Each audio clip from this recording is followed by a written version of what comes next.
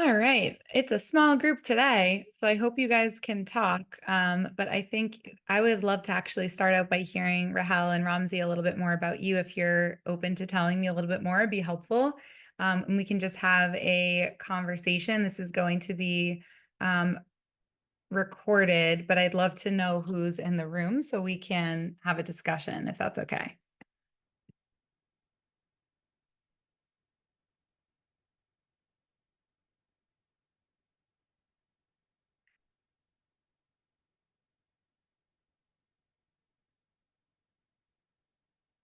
Okay. No problem. So we're going to get started. My name's Danielle.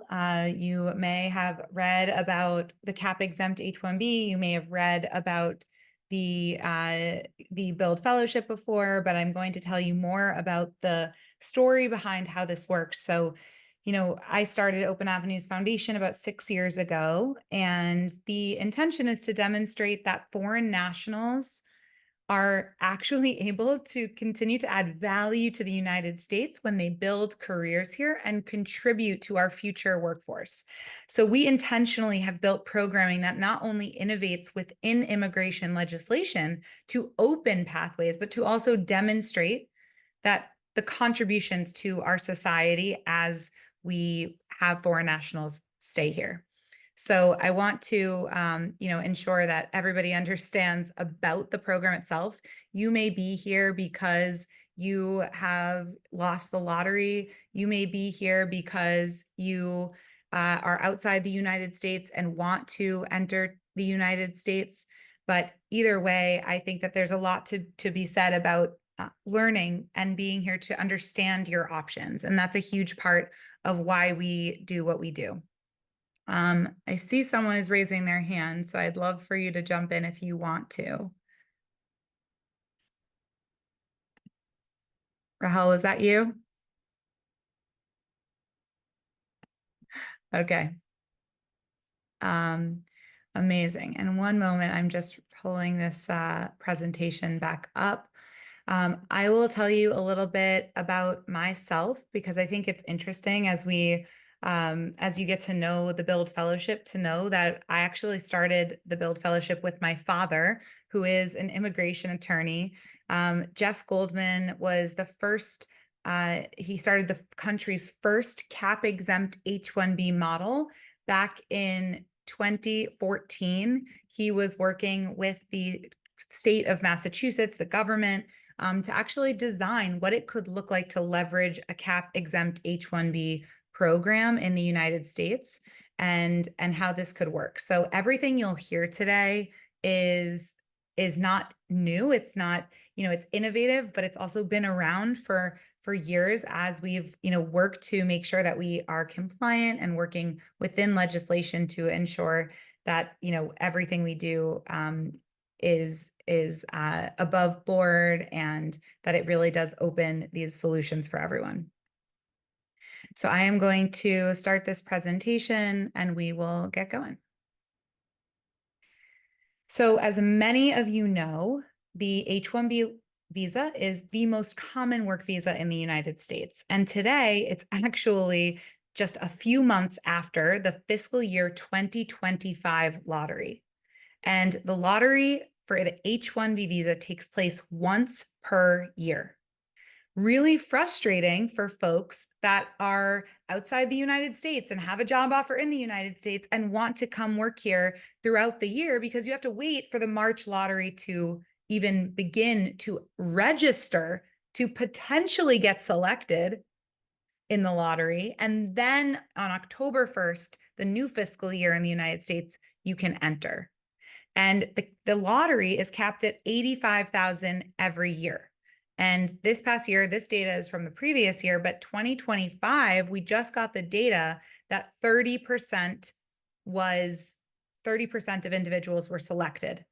The good news this year was that there was far fewer counts of fraud.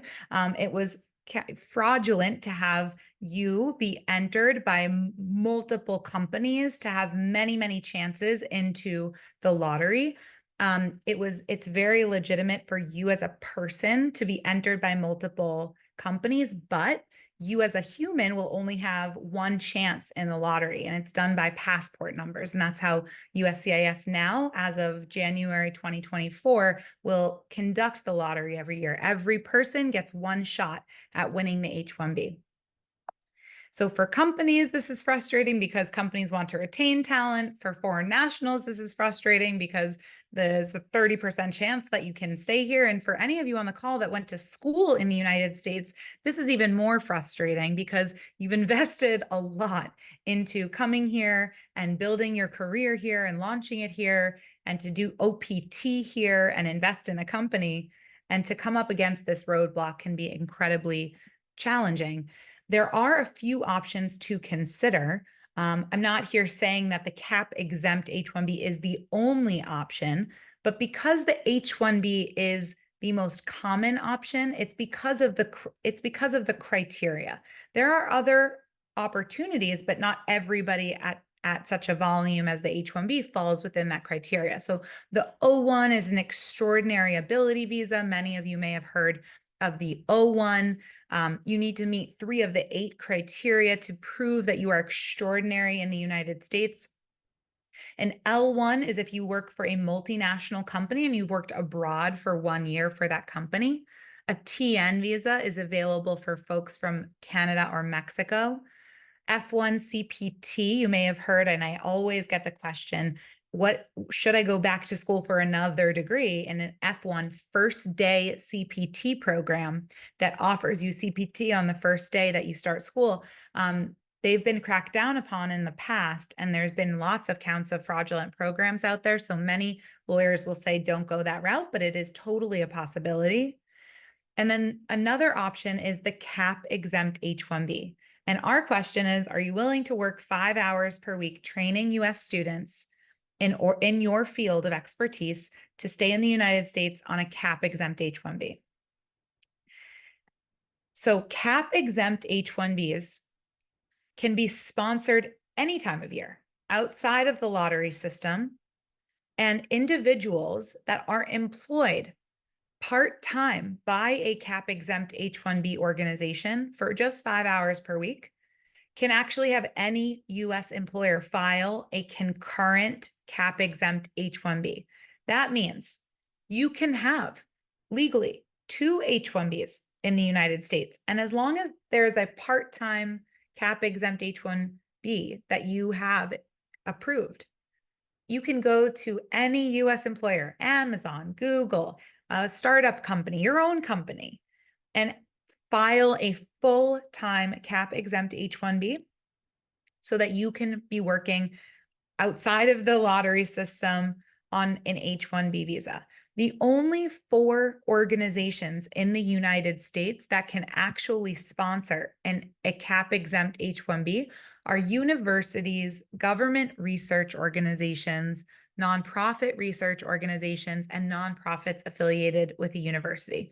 So if any of you on this call today are interested in going and working for one of these types of organizations full-time, awesome. You don't have to enter the lottery, and you can go work as a professor at a university or for a hospital that's a nonprofit research organization.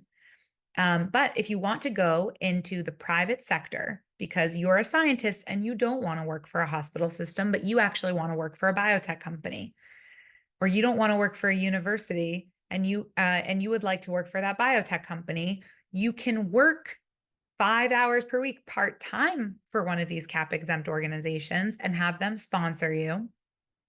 And it will allow the biotech company to sponsor you in a cap-exempt H-1B. Now, the challenge here is getting one of these types of organizations to actually say, okay, you can work part-time and we'll go through the sponsorship process for your cap-exempt H-1B, right? So what we did was we built a solution for this. It's called the Build Fellowship. And Build Fellows actually work part-time for one of the nonprofits in our network, which is affiliated with universities. Because if we go back one slide, you'll see that nonprofits affiliated with a university are one of these 4 types of cap-exempt organizations. So the Build Fellowship has nonprofits that are affiliated with universities that companies actually use to nominate global talent, like yourselves for Build Fellowships so that you can work part-time 5 hours per week in a Build Fellowship program, actually training students at these partner schools. So we hire foreign nationals into Build Fellowship positions within your field of expertise. So we have Build Fellows that are software developers. We have Build Fellows that are data scientists or graphic designers or finance professionals, and you work 5 hours per week within that field to train students at our partner schools while working full-time for your US employer. Open Avenues Foundation has been doing this for a long time. We now have other nonprofits that we're partnered with in our network, but we have sponsored 175 foreign nationals through this fellowship program. We've trained 1,000 students. We have 140 company partners that have come to us for solutions for their talent. And it's really exciting to see the foreign nationals able to stay here and build careers. So Open Avenues Foundation is one of these nonprofits. George Washington University has partnered with us on a program, and Dream Venture Labs is another nonprofit in Boston. The George Washington University program is in DC. The Dream Venture Labs program is Boston preferred, but it's also remote. And Open Avenues is fully remote. So if you have at least a bachelor's degree or the equivalent of a bachelor's degree, and you have a couple years of work experience, and you're willing to mentor or work with students and peer, or you have experience working with students or peers where we know and we would feel confident putting you in front of students in this fellowship, you can do our program. We look for a benefactor. Now, what is a benefactor? And if any of you have filled out the form on our website and tried to start this process, you will know what a benefactor is from the description, but there's two types. On one hand, you can never pay for for both types, you can never pay for your own H-1B in the United States. And what that means is that our fellowship program, which does include sponsorship, should not be paid by you personally. So either, and the most common scenario is scenario A, you have a company that wants to keep you in the United States and wants to support your career because maybe you've been working there for a long time or you have a unique skill set and they need it. You can have them nominate you for this program and they will pay the fees and the financial commitment. That is the most straightforward. We've been doing it for years. We've also launched a new program where if you yourself want to pay for the program because your company says we're not going to pay for it, but sure, if you're in cap-exempt H-1B status, we'll sponsor you for a concurrent H-1B, or you have a lot to add to your field, but you're looking for a job or you've been laid off and you're looking for your next job and you're running out of status. A good solution is to find a benefactor to pay for this program. This could be your own company that you start. It could be a family company or another company that's willing to support your fellowship program, but it can't be you. So that's the key here. The timeline for how, and we'll go into the pricing later for what benefactors and what that financial commitment is, but I want to talk through the timeline of this. So with the evaluation and the contracting, it takes about 2 to 3 weeks. We go through a whole due diligence process. We want to make sure that you are eligible for this program, that you are qualified for an H-1B. We'll have the contract signed by your company. That takes a little bit of time for us to go back and forth if they have any edits.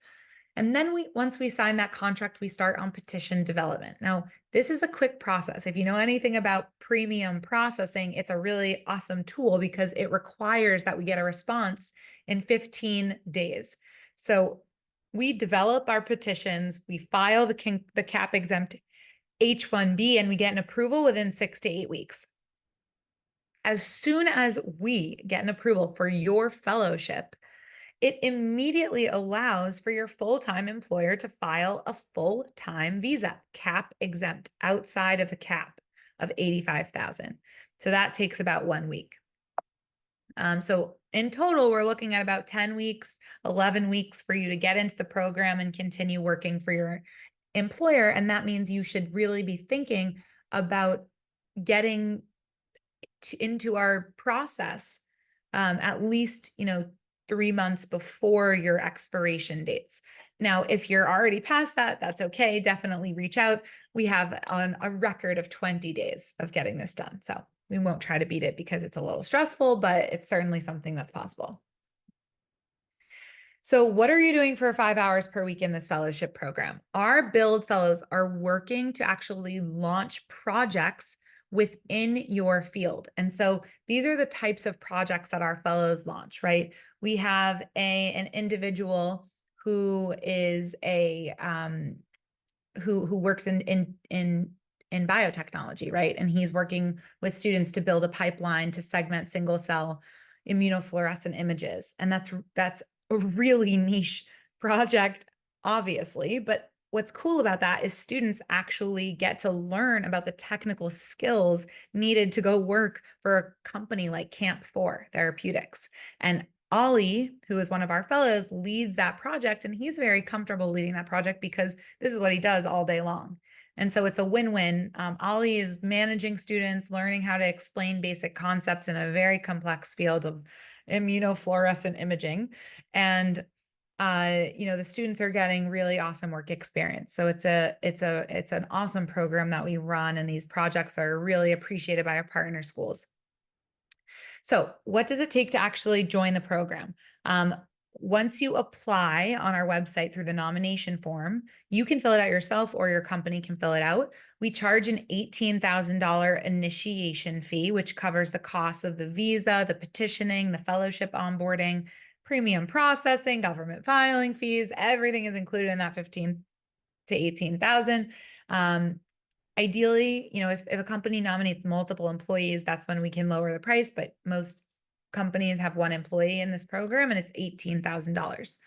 We also have a monthly fee of $1,300 once you start the program. The reason we have this monthly fee is because everybody's in the program for a different amount of time.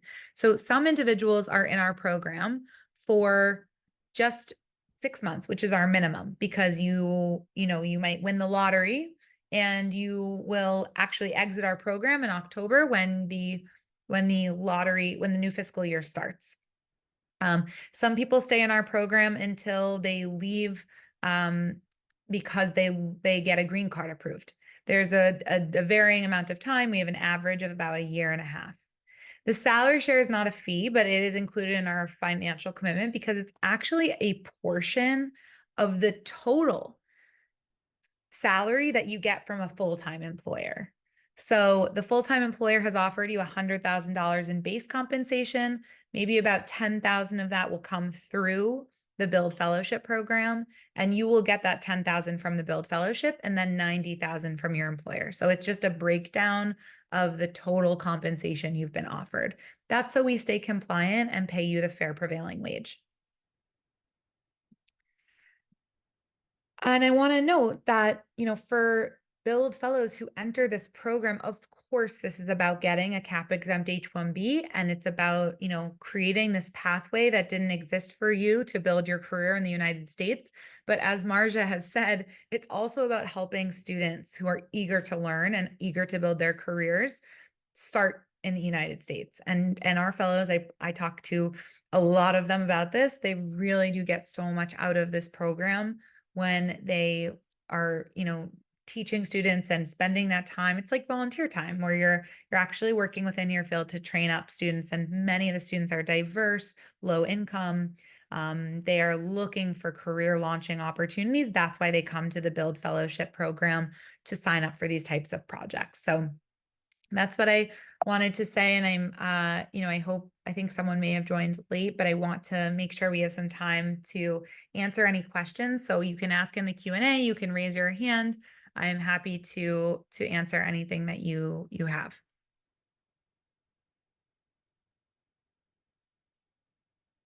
I did promise a discussion today.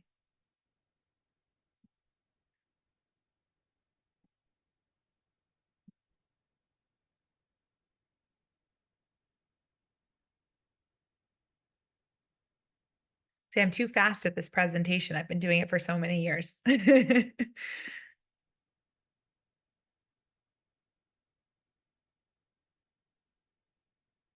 Anil, you have a question?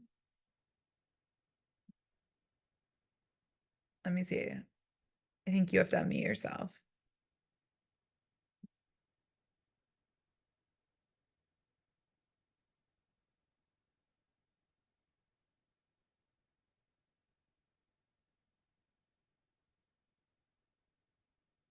Anil, are you able to speak or no?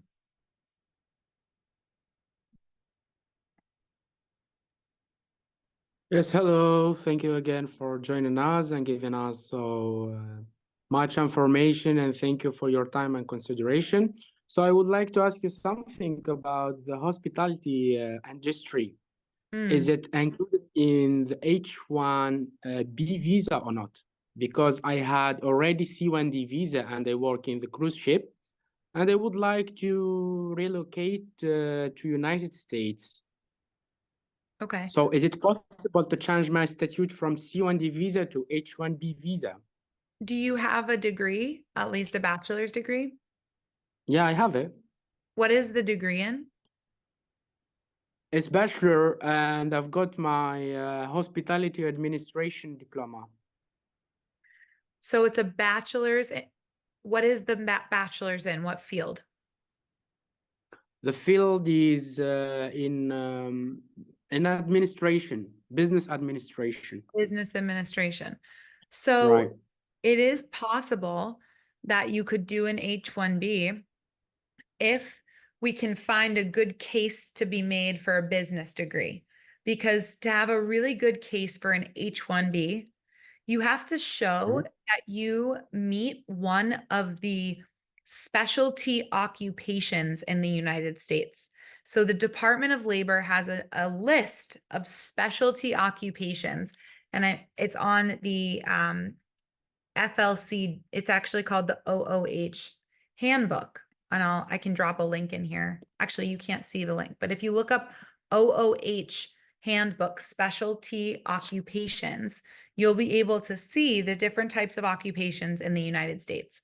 Now, if you find an occupation that is what you're working in, you have to have a degree that is related to the field in which you are working. So, business is actually not a specialty occupation, it's too broad. Finance is a specialty occupation. Marketing is a specialty occupation. Um, analytics is a specialty occupation. So in your business degree, if you had a few marketing courses or you had a few finance courses where we could prove that you actually have enough coursework in your bachelor's degree to meet one of those specialty occupations, that would be a good case for an H-1B. But you working in hospitality, we'd need to understand there's so many different types of roles within hospitality. We'd need to get pretty specific. Is it operations, marketing, finance? What part of hospitality are you working in? So And yeah. yeah, thank you so much for this information. So our part is really different. We have a lot of many different responsibility inside the ship. Like we are responsible about the marketing. We are responsible about the accelerating department of the reservation, and we make excursion, and we are responsible about the safety, the security, everything inside the ship. We are responsible on it. So I've got Yeah. my diploma in another special department is Yeah. the marketing business management, and the other one I took it from Allison hospitality industry, and I've got another diploma. I don't know is it existing in America or no. So for that reason, I ask about this details. But I would like to ask about the statute of the visa. Is it possible to change it or not? So Yes. because a lot of many different people told me no, that's not possible because you have got your C-1D visa, and C-1D visa allows you only to work in the ship or in the aircrafts. So for that reason, I'm really confused what to do exactly. Do I have to apply in EB3 program or H-1B program or H-2B program? So it's really makes me very confused about that. Thank Sure. you for your answer. Yeah. So you're going to have to speak. We will definitely need to have you speak to an immigration attorney about this. But the reality is you can always change status. You can file a change of status. So unless there's a, with a J1 visa, for example, there's a home residency requirement where you have to go home after you're in a J1 for some countries. Unless there's a requirement like that, you can always do a change of status petition. We filed change of status from L1 to H-1B. We filed change of status from That's J1 to H-1B. So you file a change of status, you just have to qualify for the H-1B. The law firm we partner with is called Goldman and Partners Immigration Law. That's my father's law firm. You can ask for Jeff. His email is jeff@gpimmigration.com. just let me write it, please. Can you spell it again? Yeah, it's Jeff, Jeff at gpimmigration.com. That's gpimmigration.com.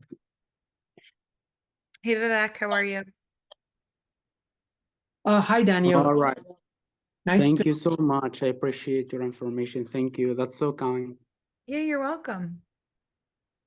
Hi, Daniel. Nice to meet you. I've been following you on LinkedIn. Sorry, I joined a little late. I mean, I joined late. So I'm interested in teaching, and I did follow your LinkedIn post, and you had mentioned that you you hire foreign nationals to join Open Avenues as part-time employees to lead educational programs. And I am interested in teaching math or computer science, and but I am not entirely clear. I have a degree in mathematics, statistics, and computer science, and an analytics degree in US. Can you elaborate on how the Build Fellowship can sponsor H-1B cap, and how I can work for you, and how does that work? I'm not fully clear. The problem is I went through the presentation in the first 20 minutes. Oh, yeah, sorry. I'll give you a summary. So the Build Fellowship is a part-time employment opportunity for you to work and train students within your field. It sounds like you have enough degrees to qualify for an H-1B, whether it's mathematics or analytics. So you're qualified. It's about who's going to support your fellowship, because usually we only hire foreign nationals for 5 hours a week. These are part-time positions. The intention is not to only work for us.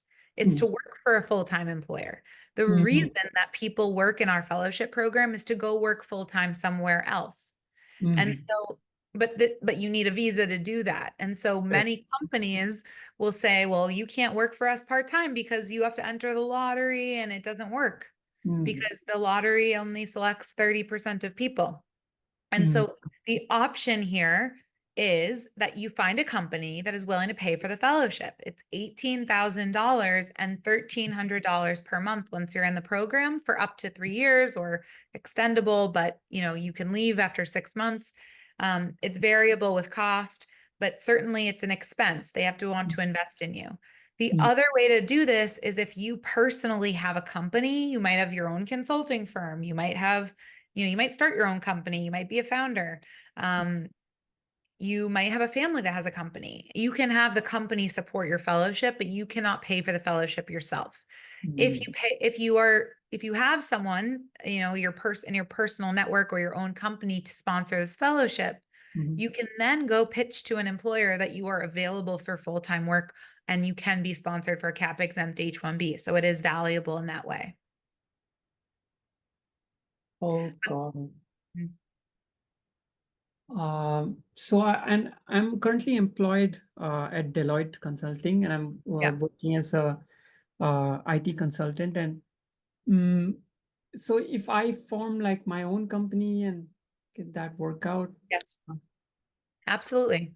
If you start your own consulting firm, you're a consultant, you know how to do it. If you start your own consulting firm, your consulting firm can certainly pay the fees for the fellowship. And how does, so if I pay the fee, monthly fee to the Build Fellowship program, how does that work? How how do I get the work visa? I'm still. The Build Fellowship Mhm. runs out of nonprofits that are affiliated with universities, which means they're cap Mhm. exempt. They can always sponsor H-1Bs. And so if you Mhm. work as a fellow, you can be sponsored at any time for a part-time cap exempt H-1B. Now, you would Okay. have to know that you have a full-time employer that would be willing to sponsor your full-time cap exempt H-1B once you're in status. You know, you could, I have someone, you know, a lot of like smaller companies are fine with this. If you tell them, hey, I have a cap exempt H-1B because I'm doing this fellowship program, they would say, great, we're going to sponsor the concurrent H-1B. It's so easy. The next day after they file, you can start working for them. It's no problem. For Mhm. Deloitte, I don't know. I don't know like what they would say if you went to them and said, hey, I'm thinking of doing this fellowship program. Mhm. If I'm in it, I Mhm. will be in cap exempt H-1B status. Are you willing to then sponsor my full-time cap exempt H-1B? Mhm. Mm, I'm not sure if they will support me like this because we do have like, I mean, Deloitte does have an immigration group, but they only support filing H-1B on March, the normal H-1Bs on every end of March, and they support green card thereafter based on my H-1B Right. select. And but because they do sponsor H-1Bs, this is no different. Like they would be paying the same price Mhm. because you would be taking care of the fees if you had your own company. Hmm. Got it.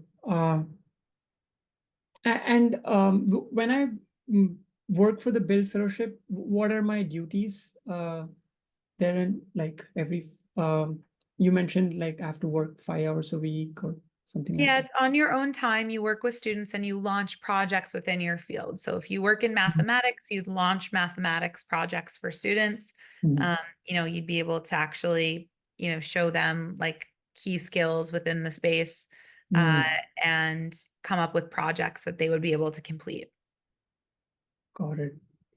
Yeah, I'm interested in teaching math, computer science, statistics, uh, and I don't have any uh, I don't expect any money or I don't have any constraints, budget constraints on that. Um, Yeah. yeah, but I'm not clear as to how I can convince my organization to fight. I don't Because understand. the rule is if you're in cap exempt H-1B status, then any US employer is able to immediately file a cap exempt H-1B for you immediately. So if Hmm. you would have to get them to basically say, if I change status to cap exempt H-1B through Hmm. this fellowship, are you willing to file an H-1B for me? They already file H-1Bs. Yes, yes, they do. Yeah. So the ask is that, okay, you usually only do this in October, but if Mhm. I get into cap exempt H-1B status in June, are you willing to sponsor me for a concurrent cap exempt H-1B? I say concurrent because it means that it's on top of the cap exempt H-1B you would have through the Build Fellowship. I'm not able to fully follow this. Maybe Okay, I'll I'm go gonna have to ask you to watch because you presentation. missed the Yeah, yeah, presentation. exactly. So Yes, I'm gonna have you watch the recording. absolutely. Yeah, I'll go through that. Yeah. Okay, thank you. Baguma, do you have a question? I studied the Bachelor of Arts in Economics. Where do I belong here in H-1B? What did you say? I have a bachelor's degree in Arts and Economics. Okay. Where do I belong here in H-1B? If you have a bachelor's in economics, you could get an H-1B. I could get it. If you have a job that requires an economics degree. Yes, I do. You have a job. Yeah. Okay. That could be a good case for an H-1B. Okay, thanks. Yeah. Srivali, you have question? Yes, can you hear me? I can, yes. Yeah, I'm currently working as a software developer, and I've done my master's here in US, and I was not picked up in the H-1B lottery. So I understand the system of concurrent H-1Bs. I can maybe ask my employer for applying on my behalf. Yep. The only question is, how will I be able to get that cap exempt H-1B job? Will you be able to help me in uh, getting that, or how does that work? Yes, yes, yes. The whole point here is that the Build Fellowship is the cap exempt H-1B job. Okay, So the Build Fellowship is run out of a nonprofit that is affiliated with universities, which is cap exempt. The Build okay, Fellowship positions are okay, cap exempt petitions, and we file cap exempt H-1B visas for anybody who is in the Build Fellowship. okay. Uh, I have a couple of questions I want to ask. Let's say, how can I apply? The first one is, how can I apply for this Build Fellowship? When I was trying to fill out the form, it was asking for sponsorship and funding, which I currently don't have. Uh, so how can I start with the application? Well, you should definitely fill it out because you have a company. So you need to go, you have a company that, are they willing to sponsor your H-1B? Uh, they would sponsor my H-1B, which happens in March. I'm not sure if they would be willing to sponsor the H-1B, which we would be doing for the cap exempt H-1B. Right. But you should put them in here in that form, and you should go and fill out that self-nomination. Okay, And then you'll get materials sent to you okay, that will help you talk to your employer. got it. Great. Also, one more question. So how long does this process take? Because my EAD ends on July 4th. Yeah, it's about 6 to 8 weeks. So we'd want to get Six. rolling. Oh, okay, great. I'll definitely apply it today. Also, let's say I got the job, I got the fellowship, I've applied for the cap exempt H-1B, and if by any chance I lose my job, the current job which I have, what's the process then? What would be my status then? If you don't get them to agree and and your EAD runs out, No, let's say they agree for my cap exempt H-1B, they file for my concurrent cap exempt H-1B, and layoffs happen in my current company. oh, What's my status? right. So you have about 6 months in the Build Fellowship where you can be on an unpaid leave of absence, but still maintain your status to Okay. wait to try to get another employer. Is that 6 months or 6 weeks? I got Months. 6 months. Okay, great. Great. Unpaid though. And Correct, correct. by the Yeah, way, that's because it's a policy for our organization that any employee, if you're yep. part-time or you're full-time, you can have 6 months of unpaid leave if you want to. Great, great. Okay, makes sense. Is there any criteria for fellowship? Do you need any basic qualifications or any field you would need there? You have to have a degree in the field in which you work. So if you're working Correct. in, Okay. yeah, you need to be working in software if you have a software degree. Oh, great. Okay. Uh, that's all the questions I have. I'll apply the fellowship, and once I get it, I have to start the process with my current employer for them to file the concurrent H-1B. Exactly, exactly. And what's Yep. the percentage of the approval for the cap exempt H-1B or the Nine, fellowship? 99%. Okay, great. Yep. I recommend, Srivali, Yeah, asking your employer, first. just saying to them, I have a few months left. I wasn't selected in the lottery. You know this. Yep, yep, yep. Will you get on the phone with this organization and Got it. talk to Okay, them? Just will you okay, talk to them with me? And okay. here you can, of course, lay out the scenario. It's a fellowship program. I work 5 hours for them. I get a Yep. cap H-1B. They have a 99% approval rate. Will you just talk to them about this solution? And you know what? let us talk about the price. Let us talk about the program, you know? Okay, got it. Okay, Yeah. makes sense. Do you need any, like, how I will reach out to my immigration team. I'll see if they are ready to. I'm not sure if What company do you work for? Microsoft. Oh, so yeah, I don't know that it's gonna work. Okay, Microsoft and these large corporations, just like Deloitte, who the other folks were from, they don't do anything like this for their employees because they are very strict with their immigration policies. You can correct, bring it up. I think it's worth asking, but the correct. expectation is that it's most likely not going to work. So the other option is doing if you have your own company that you could pay for Okay, the program yourself. okay, okay. That's a big that's a Yeah. big concept I need to look into. So, or else, do you have any list of companies that you were able to Whenever succeed? You can go to our website, and if you Okay, go to the companies page, there's a whole list of companies we've worked with. okay, got it.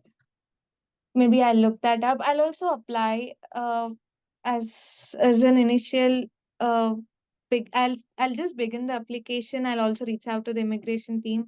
Let me see if anything works out. I would love to have an advantage from you. So Yeah. yeah, that's all the questions I have. Thank you for your time. Okay.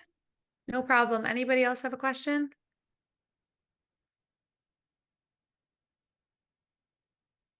Okay.